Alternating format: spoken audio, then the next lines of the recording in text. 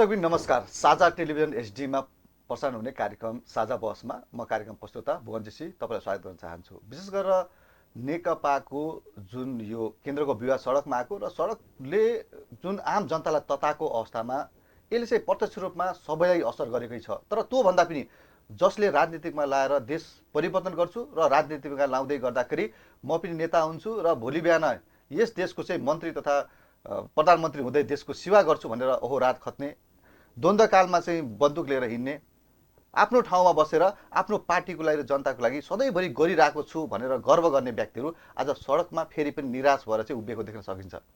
दुई भाइ बिचको यो लडाइँको बिचमा जुन यो जुङ्गा तानातानको अवस्था र चाहिँ एक आफ्ना जुन आरोपहरू लागिरहेका छन् त्यो विषयमा रहेर हामीले केही संवाद गर्ने प्रयास गरेका छौँ। युवाहरूले यसलाई कसरी लिएका छन् र द्वन्द्वकालदेखि आजसम्म चाहिँ राजनीतिकमा लागेका व्यक्तिहरू आज जुड्दै गर्दा जति प्रफुल्ल थिए आज तोडिँदै गर्दाखेरि दुखित त छँदैछन् र बाटोमा चाहिँ उभिन बाध्य छन्। यो अवस्था कसरी सिर्जना भयो र एउटा युवा राजनीतिज्ञलाई यो समयले अथवा यो समस्याले कतिको प्रभाव पार्छ भन्ने विषयमा रहेर हामीले संवाद गर्दैछौँ। यति बेला हामीसित हुनुहुन्छ नेकपाका जिल्ला सदस्य तथा सैन्यमेना सङ्घर्ष समिति संयोजक र युवा व्यवसाय पनि हुनुहुन्छ, बाडगागा नगरपालिका वार्ड नम्बर 3 राजापानीमा होटेल सञ्चालक पनि हुनुहुन्छ। म यो जानकारी गराउँदै म परिचित गराउन चाहन्छु। नारायण महतजी हुनुहुन्छ, तपाईँलाई स्वागत छ। धन्यवाद। यो हुन त प्रष्ट छ, बाटोमा आइसकेको यो त एकदमै के भन्दा यो छताछुल्लो अहिले त सबलाई थाहा छ। आफ्नो नाम थाहा नभएकालाई पनि के विवाद हो भन्ने थाहा पाइसकेको अवस्था छ। यसको यो दुई धारमध्ये नेपाल प्रचण्ड र केपी ओली, तपाईँ कुनबाट जाँदै हुनुहुन्छ? म प्रचण्ड र माधव कुमार धारबाट, म सङ्घर्ष समितिको संयोजक पनि हो सैन्य महिनाको, म त्यो धारबाट जाँदैछु।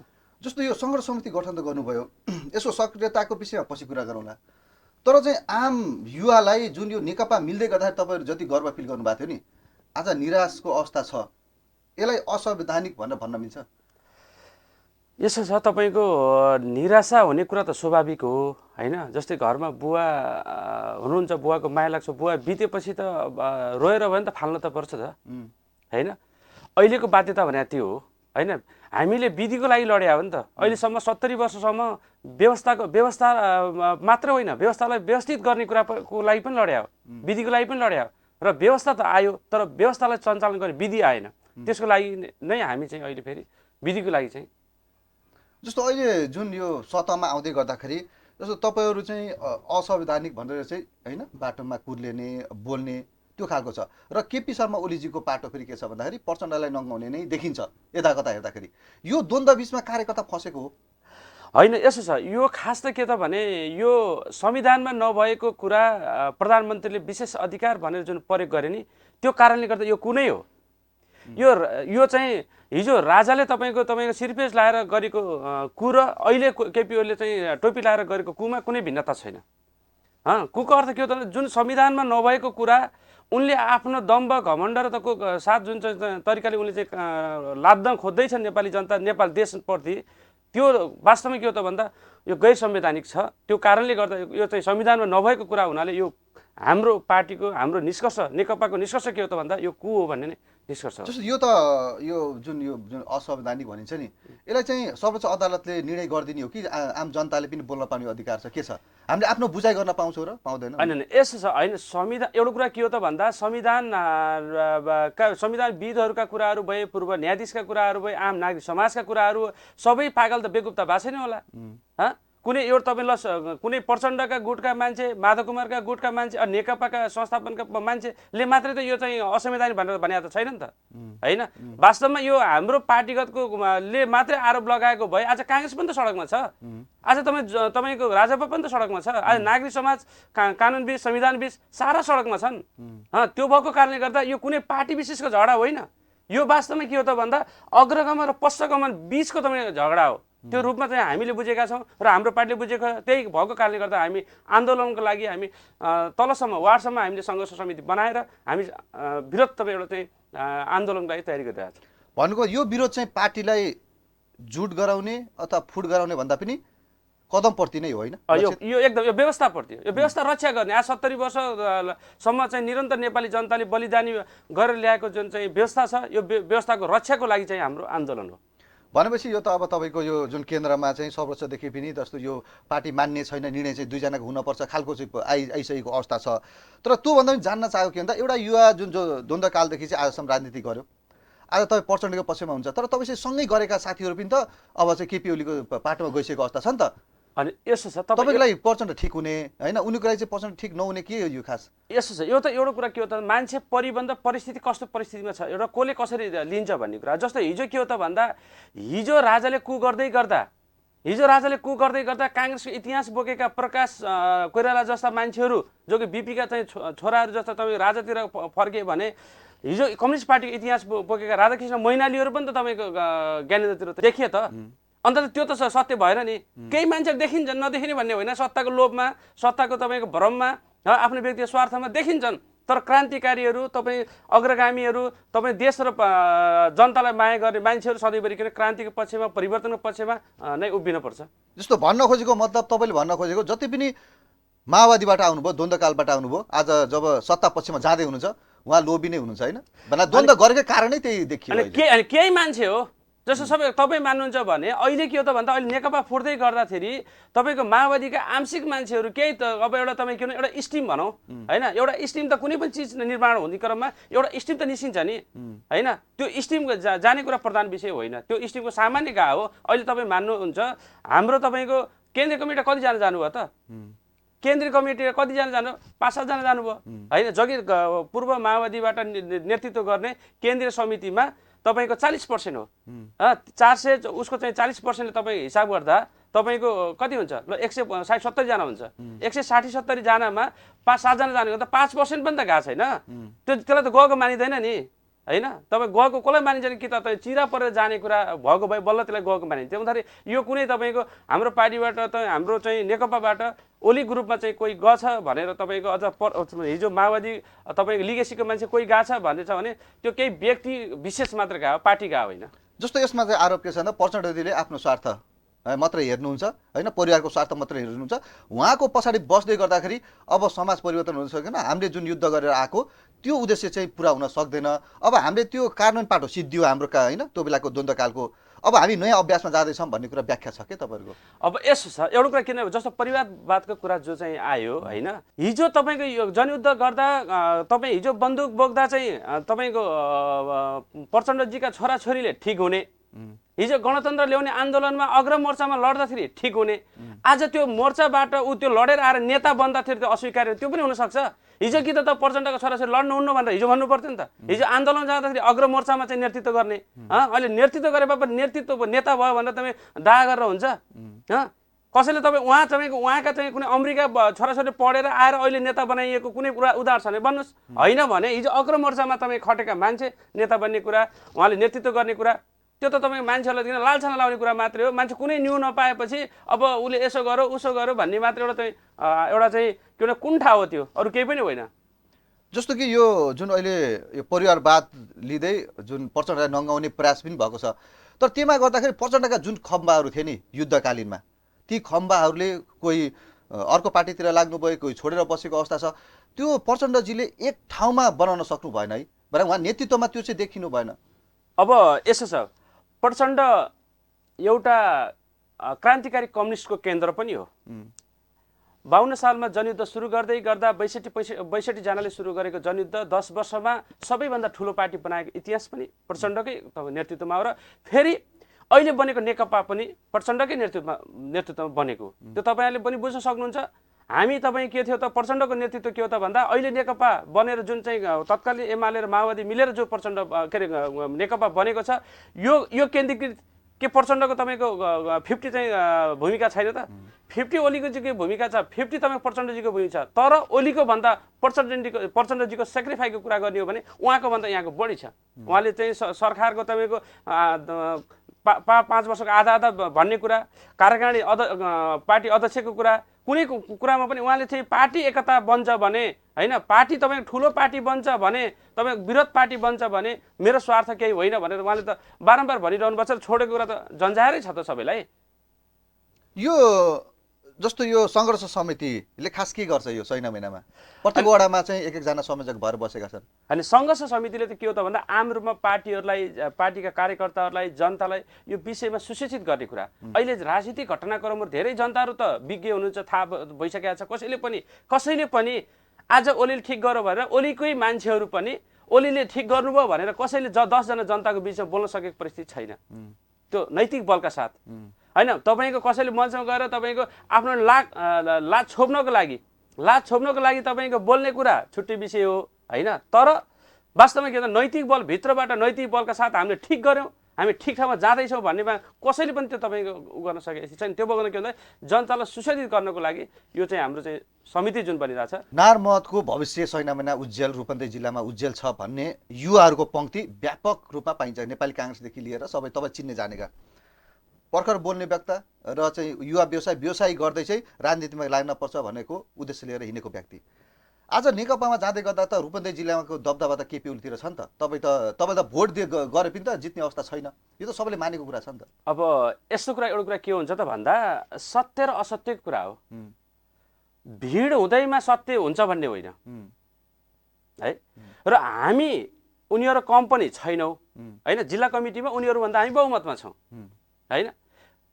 हिजोका तपाईँको केपी गुटमै रहेका मान्छेहरूले तपाईँको नेतृत्व गरेको हिसाबले चाहिँ टाउकामा केही तपाईँको बढी टाउका देखिए जस्तो भए पनि अन्तत के भने भोट हाल्ने त टाउका त्यो नेताले मात्र त होइन, जनताले पनि होला।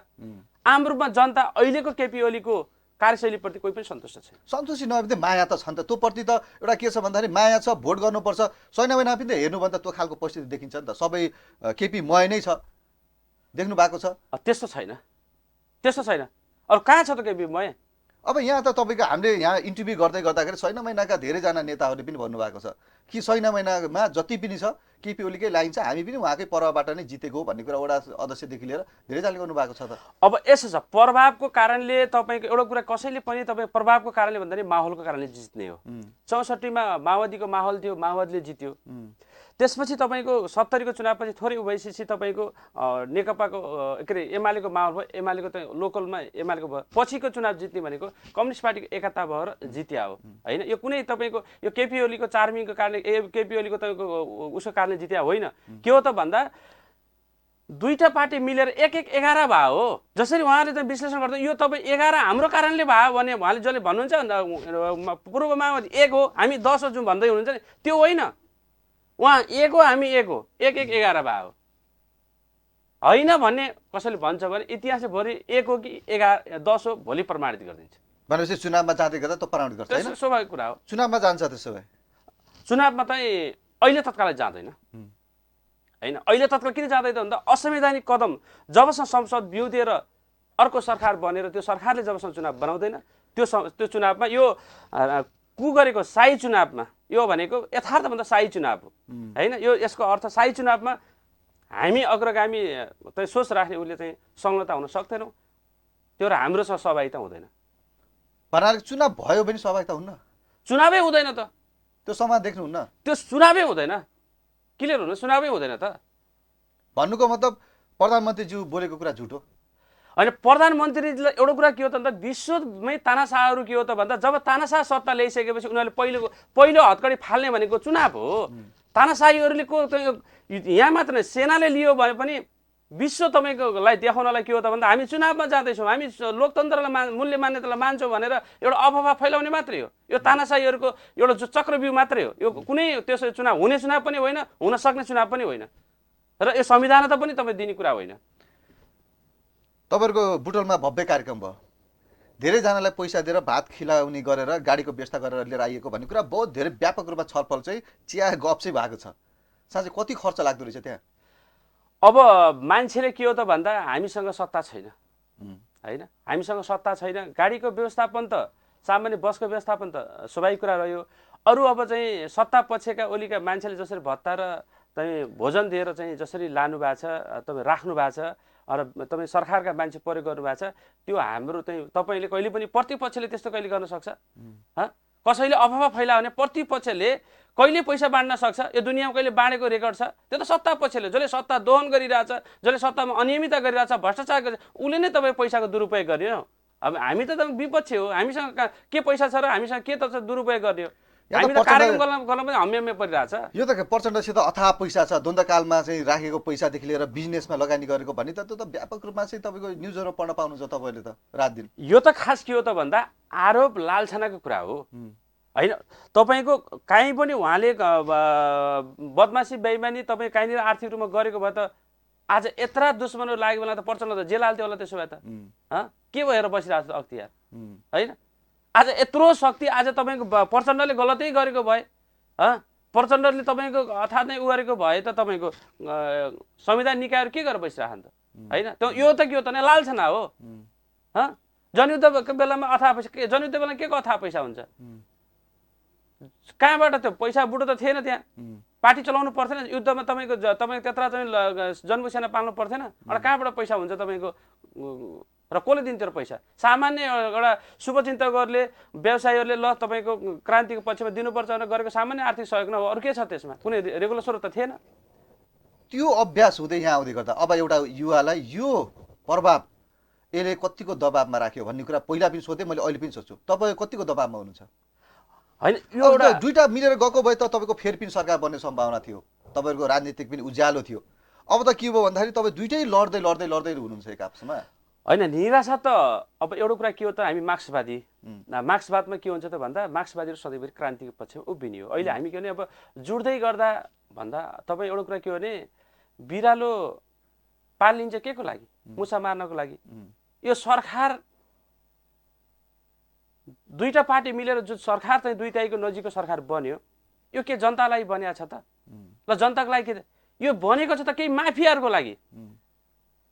तपाईँको आर्थिक तपाईँको समस्या त पर्यो भने आर्थिक माफियाले त कब्जा गरेको छ सरकारलाई होइन।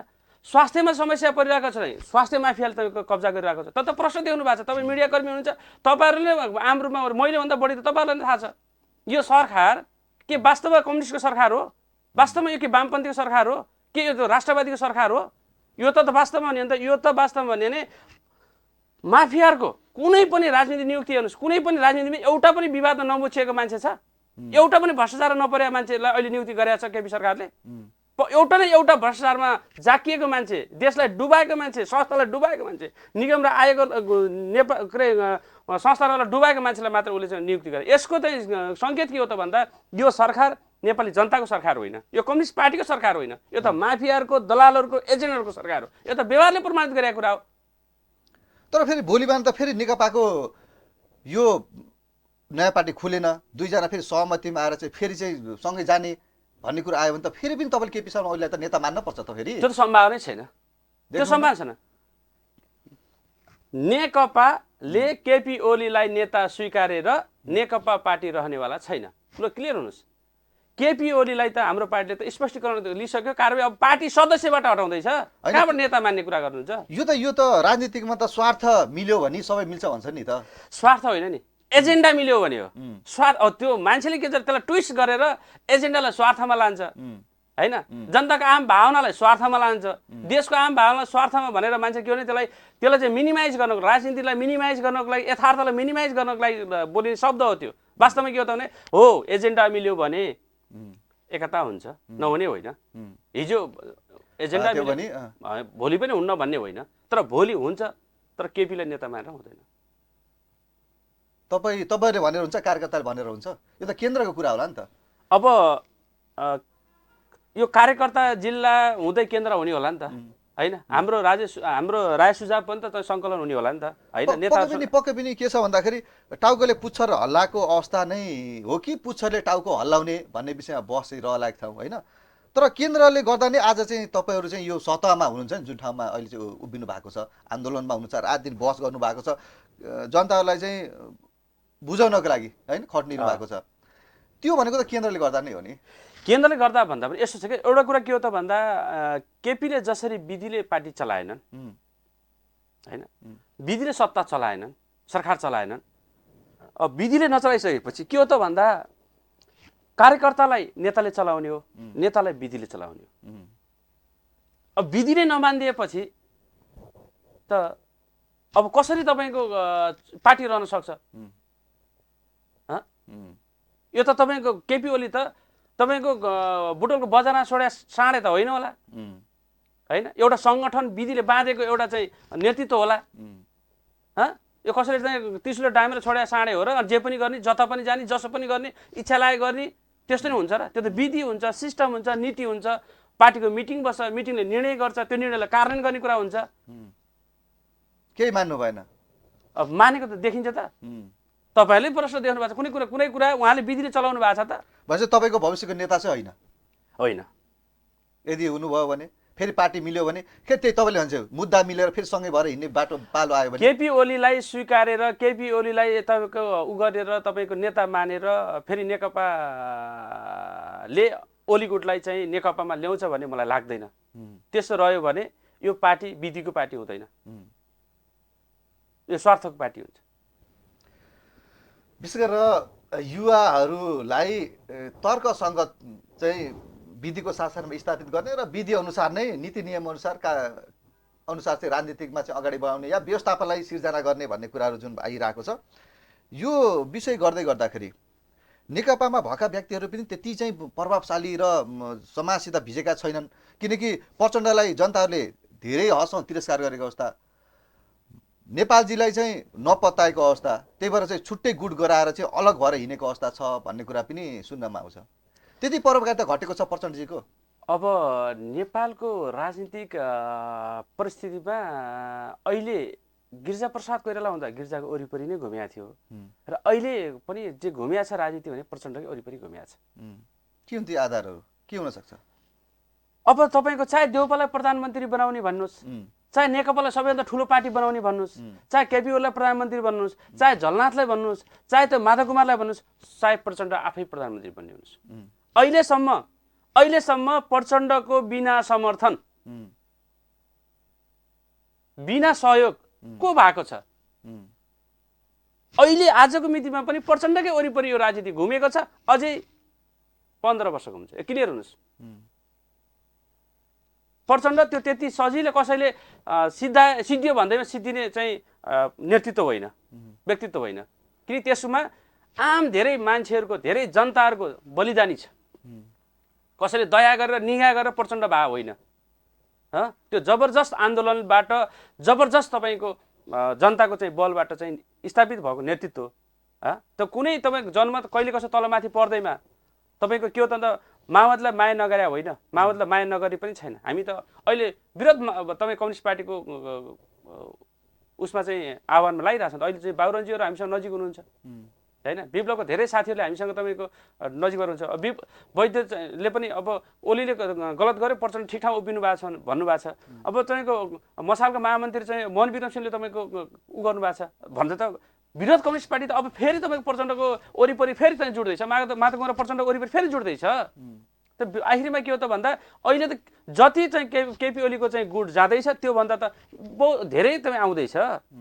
त्यो त समयले बताउँछ त्यो कुरा। अब त प्रचण्डलाई भ्रष्टाचारमा चाहिँ फसाउने, उहाँका काज पड्केर निकाल्ने, उहाँलाई जेल हाल्ने भन्ने कुरो त व्यापक रूपमा छ नि त। यो त रहन्छ नि। हिजो तपाईँ राजा ज्ञानेन्द्रले तपाईँको ईश्वर पोखरेलको त खानेपानीको टङ्कीमा पैसा तपाईँ भेटा होइन? यो त प्रतिक्रियावादीहरूको मतियाराहरूले तानाशाही सत्ताले गर्ने गतिविधि नै त्यही हो। कृत्य बनाउने, एउटा जनताको आँखामा चाहिँ कृत्य चिज फालिदिने। वास्तवमा भ्रष्टाचारी त तपाईँको सुशासन हुने बेलामा हुनु पर्यो। कुशासन हुने बेलामा भ्रष्टाचारी भनेर कहिले स्वीकार्छ? सुशासन हुने बेलामा देखाउनु पर्यो भ्रष्टाचार गरेको, राम्रो सत्ता चलाएका छौँ भन्ने बेलामा देखाउनु पर्यो तपाईँको भ्रष्टाचार गरेको। अब जब तानाशाही सत्ता चलाउनको लागि आफूले कु गरेको कुरा चाहिँ तपाईँको जनतामा उ गर्नको लागि गर्ने एक्टिभिटीलाई त्यो वैधता हुन्छ? वैधता हुन सक्छ? त्यो त हुनै सक्दैन, त्यो सम्भावनै छैन।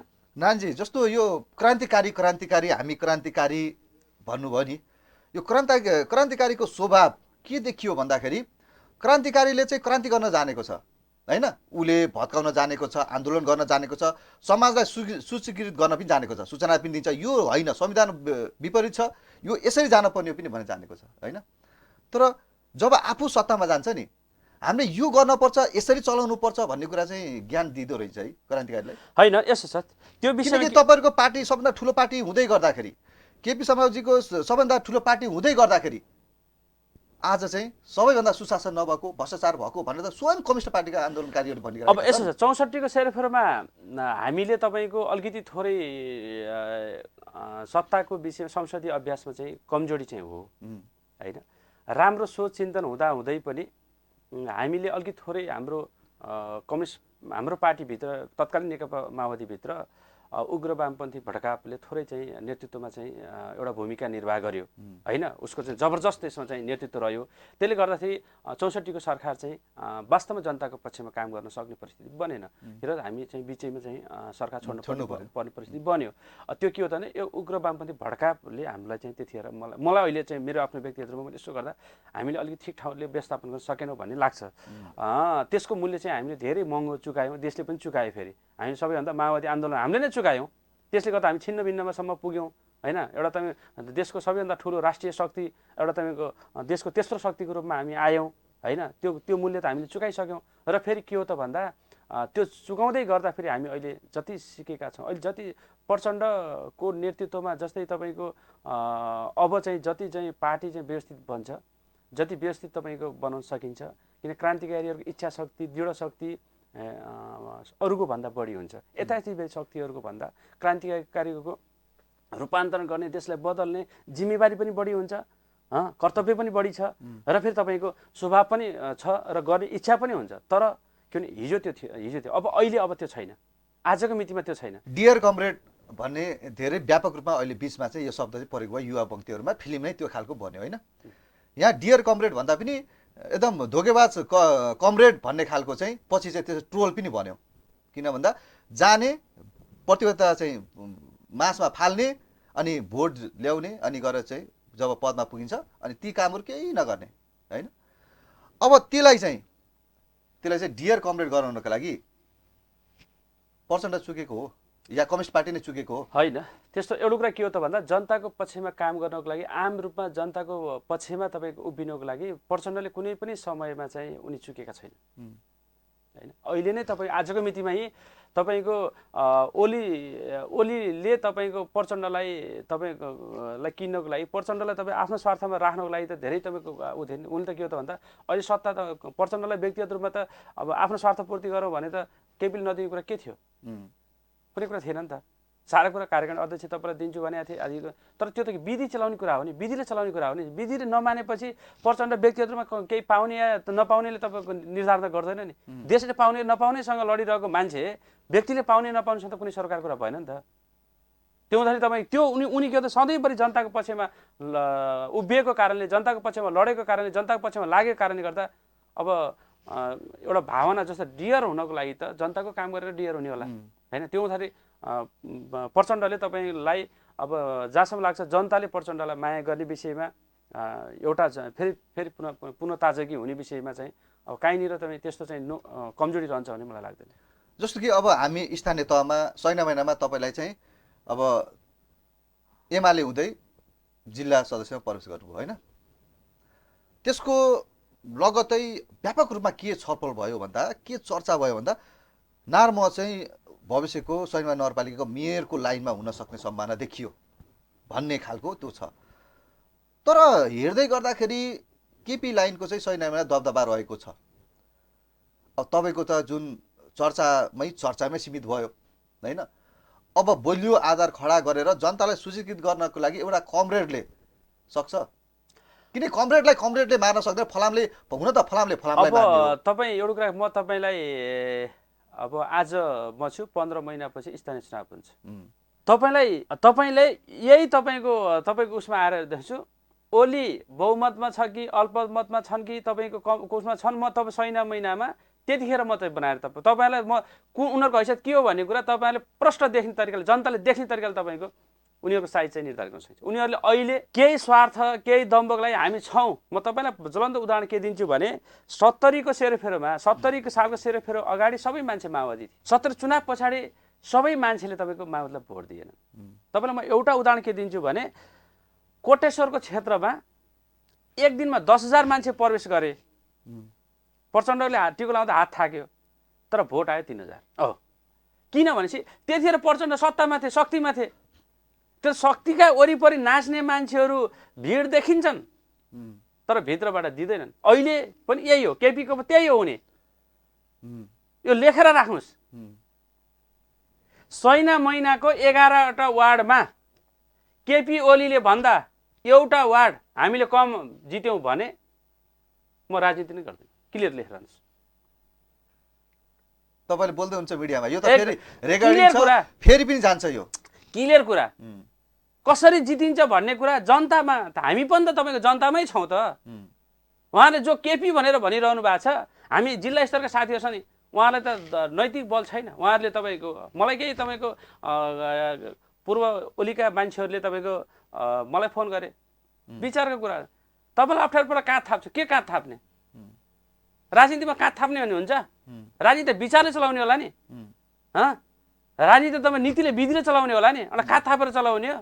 कति दिनसम्म काँध थाप्न? राजा ज्ञानले त काँध थाप्न सकेनन्।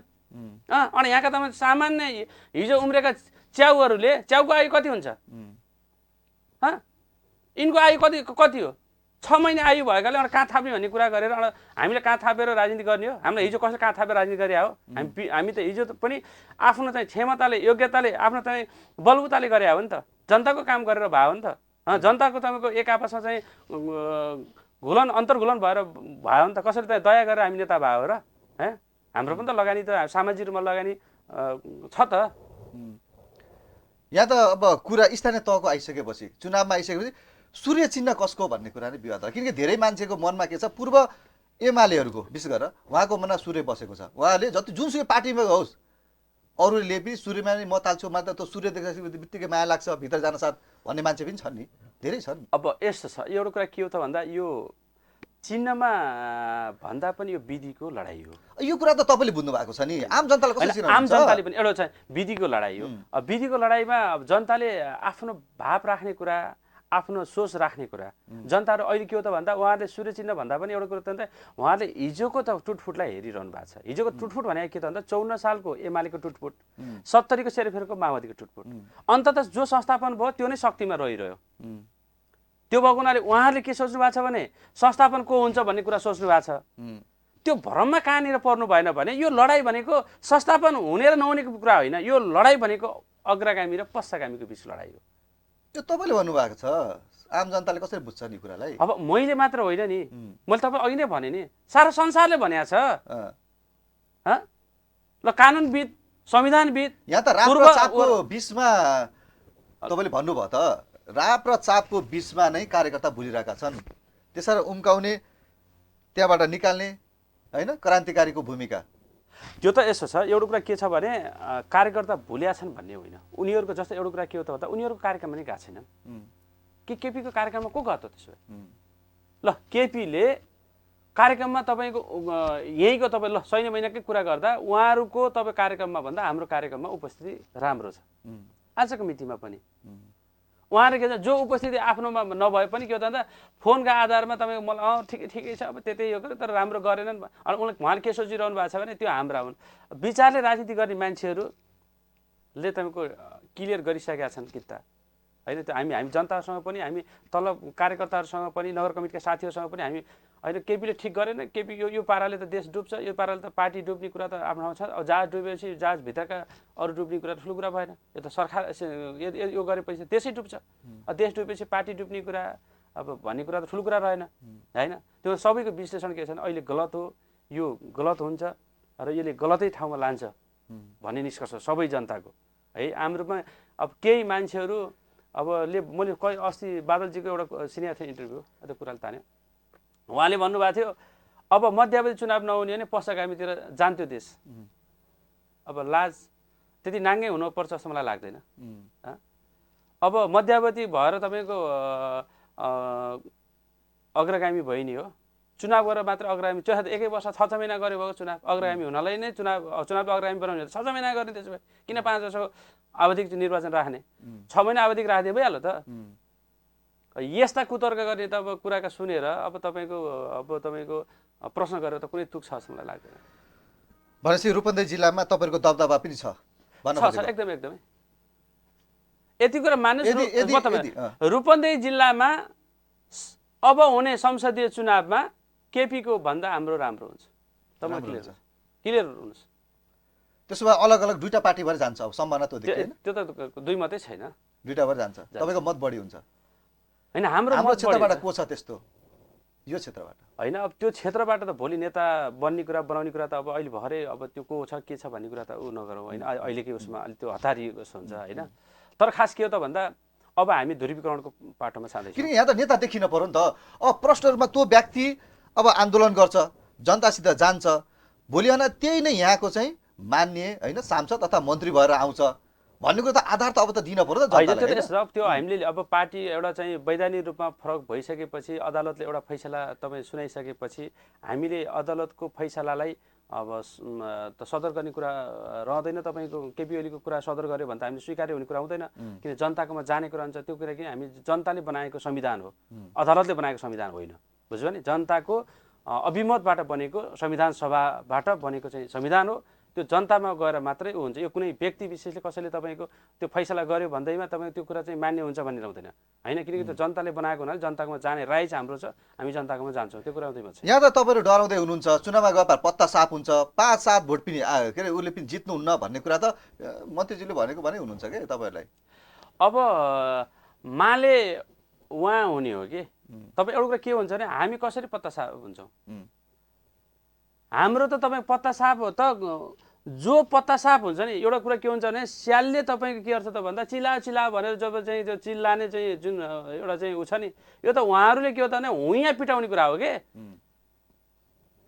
उहाँले के हो त भन्दा एउटा न्युट्रलमा बसेका मधेसमा यसो उसमा बसेका मान्छेहरूलाई तान्न सकिन्छ कि भनेर छरे त्यो भ्रम मात्र हो कुन आधारमा जित्नुहुन्छ केपीले कहाँ जित्नुहुन्छ केपीले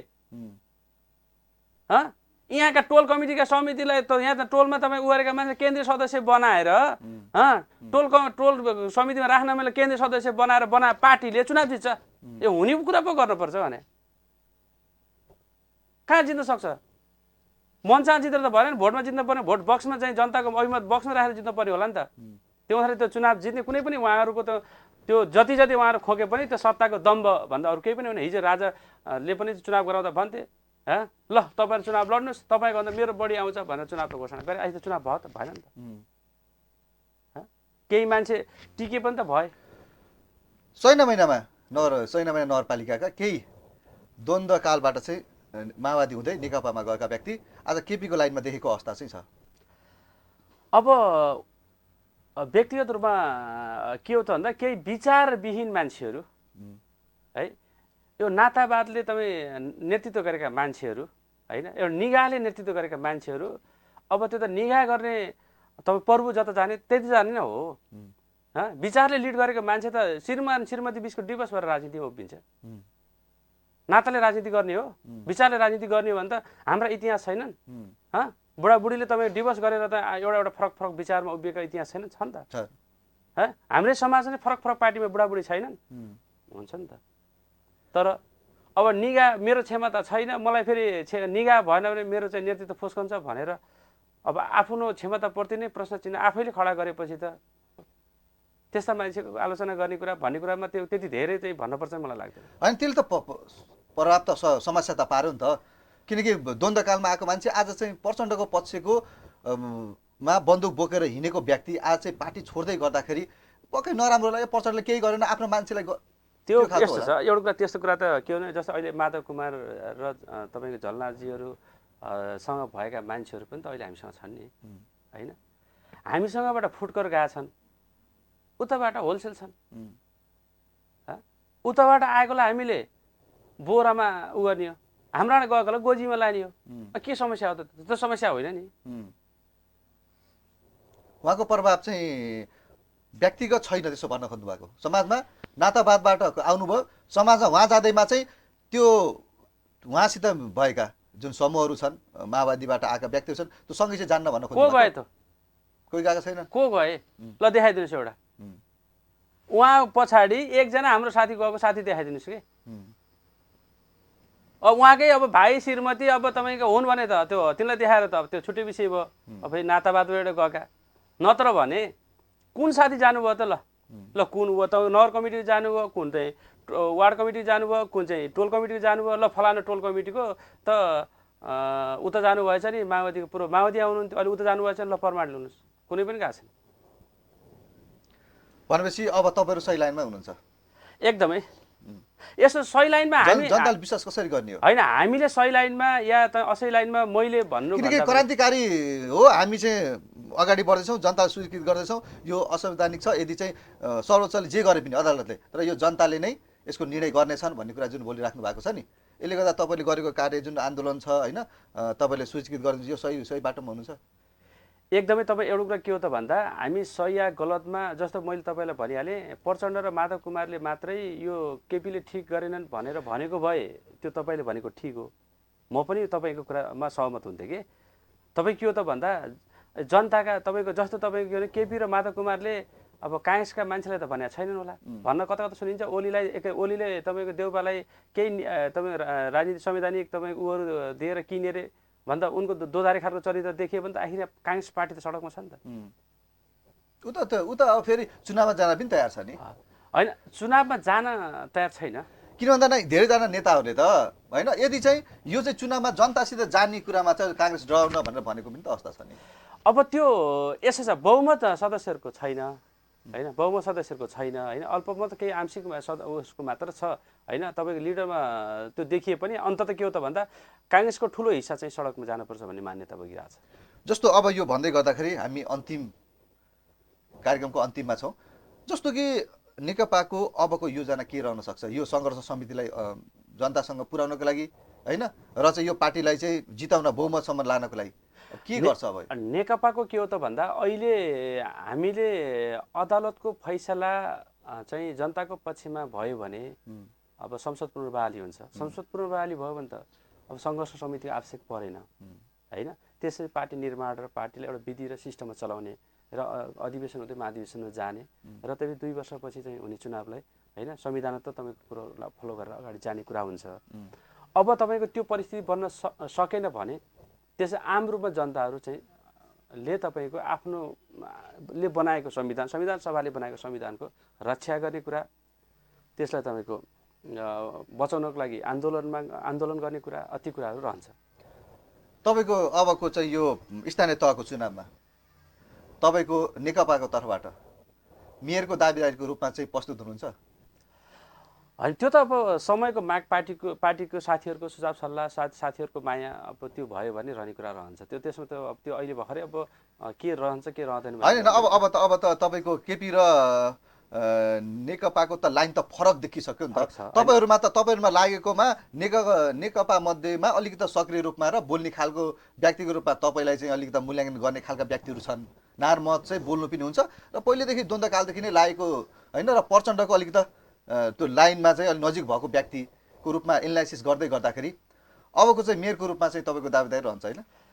होइन, दाबी रहने कुरा त अब नेतृत्व गरिसकेपछि आफूले इच्छा राख्ने कुरा, पार्टीमा राख्ने कुरा त स्वाभाविक कुरा हो, त्यसलाई अन्यथा लिन मिल्दैन। त्यो त के हो त पार्टीले निर्णय गर्ने कुरा हो होइन, विधिले लाने कुरा। अहिले हामी विधिका कुरा गरिरहेछौँ। अब फेरि तपाईँ के हो त भन्दा अब यो त जनताले एउटा कुरा प्रष्ट रूपमा अब त लाइन बनाएर हिँड्छ नि।